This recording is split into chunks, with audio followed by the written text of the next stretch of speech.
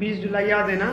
अब एक तारीख और याद रखिएगा, 10 अगस्त दिन सोमवार का, वो काला दिन जिस दिन छात्रों के संग वो क्रूर व्यवहार हुआ था जो सेम दिल्ली में हुआ।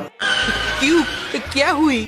झारखंड की राजधानी रांची में छात्रों के भविष्य की हत्या की जा रही है। पहले दिल्ली की सड़कों पर बच्चे नीट के पेपर लीक के लिए उतरे थे तो उनपे लाठीचार्ज हुई। अब वही काम रांची में हो रहा है। दोपहर का वक्त था। जेपीएससी और जेएसएससी रिफॉर्म मार्च के बैनर तले हजारों बेगुनाह छात्र जगन्नाथपुर मार्ग से शांतिपूर्वक मार्च करते हुए विधानसभा की ओर बढ़ रहे थे, तो उन्हें रोकने के लिए उनपे ठंडे पानी फेंका गया, उनपे टीयर गैस फेंकी गई। इससे भी मन नहीं भरा तो उन पर लाठीचार्ज करा दी गई। लेकिन बड़े बड़े नेताओं को उनके दर्द का रत्ती भर भी फर्क नहीं पड़ा, क्योंकि इन बड़े बड़े नेताओं के लड़के तो विदेशों की यूनिवर्सिटी में पढ़ रहे हैं। अरे बाप रे, ये तो धोती खोल रहा है।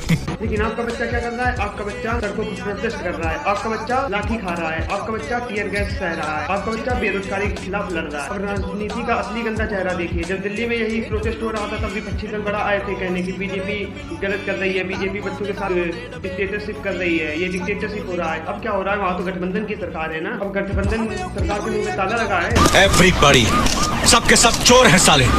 मैं किसी पार्टी का समर्थन नहीं करता। इस देश में बेरोजगार और जिनके संग अन्याय हो रहा है उन युवाओं का मैं पक्षधर हूँ। अगर आज हम चुप रहे तो कल यही लाठीचार्ज हम पे होगी और हमारे आने वाले पीढ़ियों पे होगी। और शांत रहने से इसका हल नहीं निकलेगा, हमें इसके खिलाफ आवाज उठानी होगी। सरकार चाहे बीजेपी की हो चाहे कांग्रेस की, इनका केवल एक ही धर्म होता है, केवल कुर्सी। क्योंकि अगर गरीब अगर अनपढ़ रहेगा तभी तो भेड़ बकरियों की तरह इन नेताओं के इशारों पे चलता रहेगा।